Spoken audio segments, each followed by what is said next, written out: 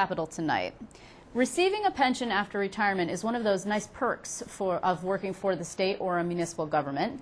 And while there's a heated debate going on across the nation on whether these workers deserve that taxpayer-funded cushion for their golden years, most people actually agree that the cost to local governments and the state is becoming unsustainable.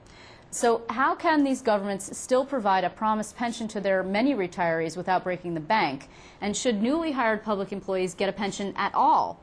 And if so, what reforms are necessary? That's the argument we'll be having tonight with two men who know a lot about this particular subject and don't generally agree on, well, very much at all. In this corner, joining me in the studio is E.J. McMahon. He's the executive director of the Empire Center for New York State Policy. In the other corner, which is actually 150 miles or so away from us in New York City, is Richard Brodsky. He's a former assemblyman who ran last year in the five-way Democratic primary for state attorney general. Thanks for joining me, guys. I appreciate it. Richard, nice to see you. Nice to be back. Okay, so I'd like to start with you, Richard, and if you would just sort of state generally if you believe that pensions actually should continue as generously as they are currently and going forward. Liz, you know, I listened to your introduction and even to this, and you're summing up for EJ's side here. So we're going to have to turn you into a more neutral stater of the case. Okay. Here's the deal. The average pension that a New York public employee retires on is about $30,000. I don't know what kind of middle class you want to preserve, but it seems to me that the first thing we ought to talk about is whether that is an adequate amount for someone to retire on and grow old on. Now, I understand full well that we're in a time of economic problems, and we may not be able to afford the kinds of pensions that we have previously given. That's a very fair observation. I'm also aware there are abuses, and that's a very fair subject for debate. But if the discussion is, are we being generous and are we overcompensating people, I'm not of the view that allowing a middle-class civil servant who's worked long and hard to retire on $30,000 a year is a sign of insane generosity. It's not. I did not say insane generosity. Those words did not come out of my mouth. I added the word insane, Liz. All right. Hold on. But let me just conclude with this. Okay. This is part of an attack on the middle class and an attempt to concentrate power and wealth in the hands of fewer and fewer Americans and fewer and fewer New Yorkers. We should deal with the abuses. We have a fiscal crisis that may require us to do things that aren't any good, but the basic notion of letting somebody retire on $30,000 a year doesn't offend me. EJ. Well, it's interesting the way he's boiled the problem down to a pension that's only $30,000 a year. That is the average, I think, across the entire statewide pension system for everybody who's ever worked for the state, including people who only work for the state for a minimal period of time or who worked for the state a very long time ago. The average pension benefit for newly retired state workers can be, over the course of your career, can be 60 to 70% of your final average salary. If your final average salary is, you know, say $90,000 to $100,000, that's a pretty big pension. The average state employee salary is in the 60s or 70s, I believe, according to the governor. So that the pension is larger than that. Secondly, an independent study recently found New York State has the second highest rate of wage replacement by pensions in the country. It's at 77% of your wage replacement on average, of your wage is replaced on average by your pension.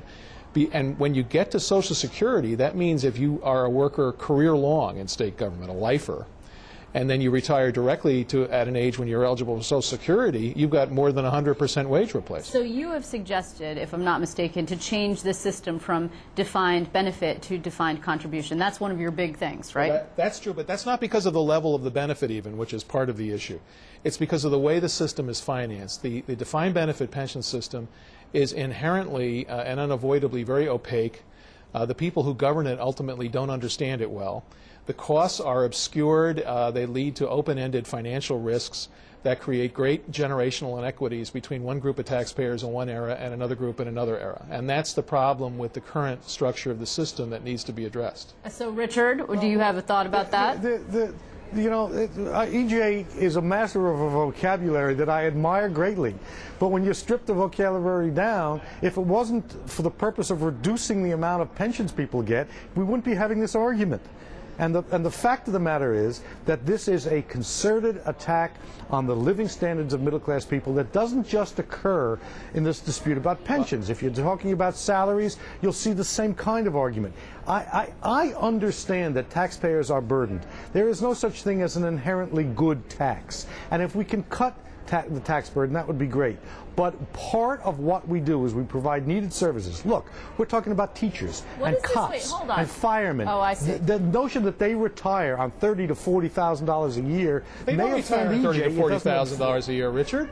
That's not what a teacher who, for instance, in your region of the state and in much of the state now, the peak career earnings of a teacher is over $100,000. They're retiring with pensions of $70,000 or $80,000, not $30,000. In some cases, that's correct. In many but you're cases, that's arguing correct. arguing from the abuses, EJ, because the average, which means half of them get less, is $30,000. Well, hold on, Richard. Now you wanna tinker with the system. You wanna argue unaffordability. We can have a reasonable debate, but the notion that there is a class of people who are enriching themselves or living high on the hog just simply isn't true. Okay, but hold on, Richard, let me ask you this then. There is a practice that is fairly standard of people banking their overtime and boosting it up at the end of their careers so they can bulk up their pensions. Is that not correct? Well, that's very common. That has been the case. That has been the case. It remains the case in some areas. There's been some cutback on that. But that is, if you don't like it, that's what I would characterize as an abuse. In Okay, other words, fine. and those kind of things are always fair game. What happens in these debates is that the right, and EJ very skillfully and very persuasively sometimes, takes these abuses and uses them as a way to subvert the entire system. Actually, I don't. And that, I think, is where we part company. I don't focus on the abuses. In fact, I annoy reporters frequently who call me from out of town and say, I want you to comment and express outrage over the latest pension spiking scandal in our police department. I don't think that is the problem. That is a problem, but in fact, if you eliminate pension spiking, which we ought to do, and overtime spiking, you're not addressing the core problem, which is the level of financing the system. Let's talk, for instance, just using as an example, the statewide teachers' retirement system, okay? Where, by the way, you don't have overtime spiking. Teachers don't get overtime. They can't game and manipulate their pensions too much. It's a pretty straightforward exercise. Okay.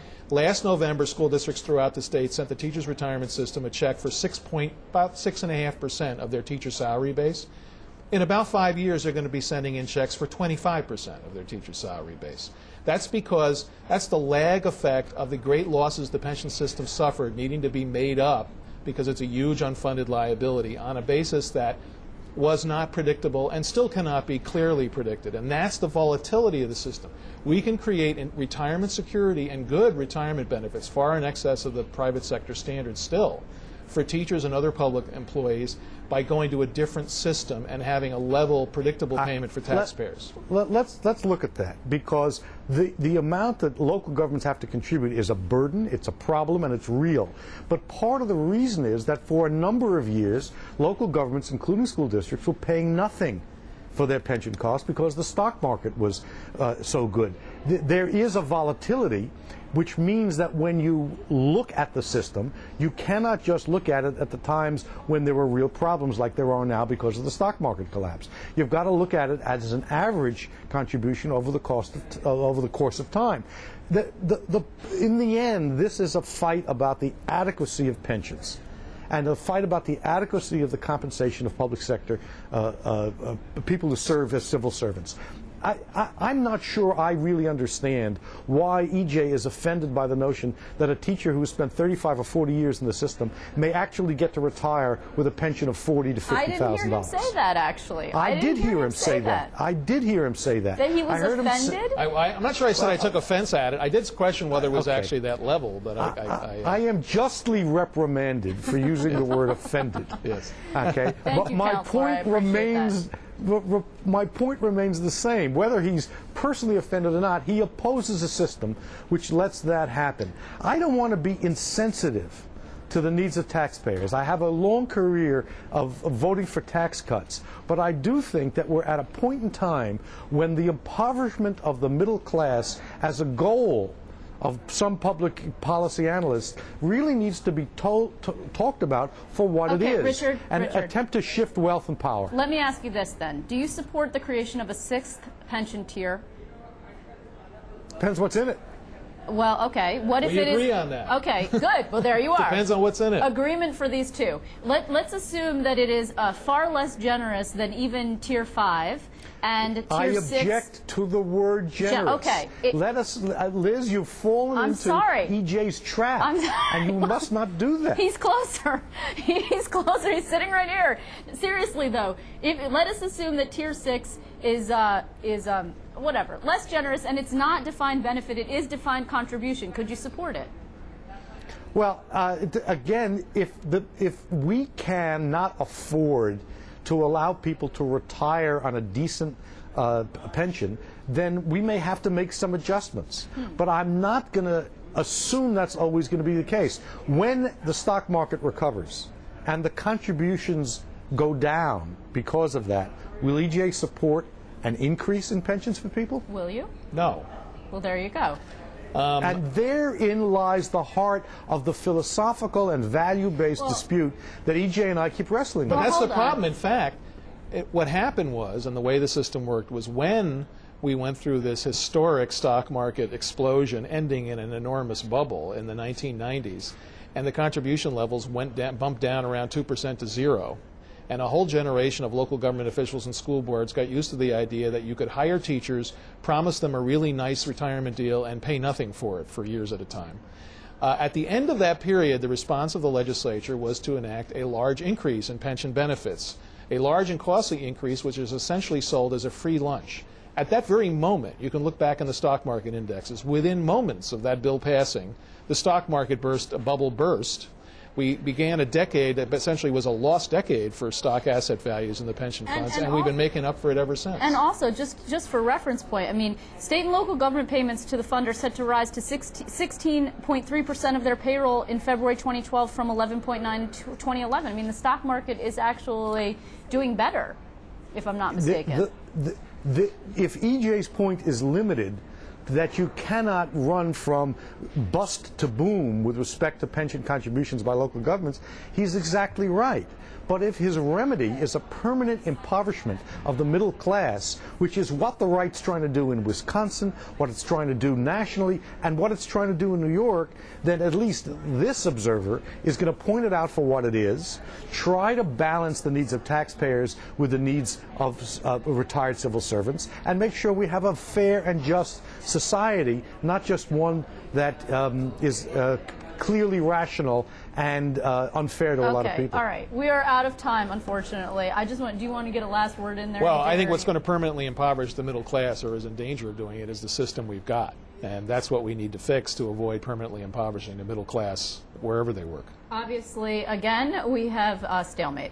So unusual for this particular segment, but it is nevertheless very much fun. We'll have both of you back. Of course, Richard Brodsky, thank you so much for joining us from New York City. My pleasure. EJ McMahon, thank you for being here. Okay.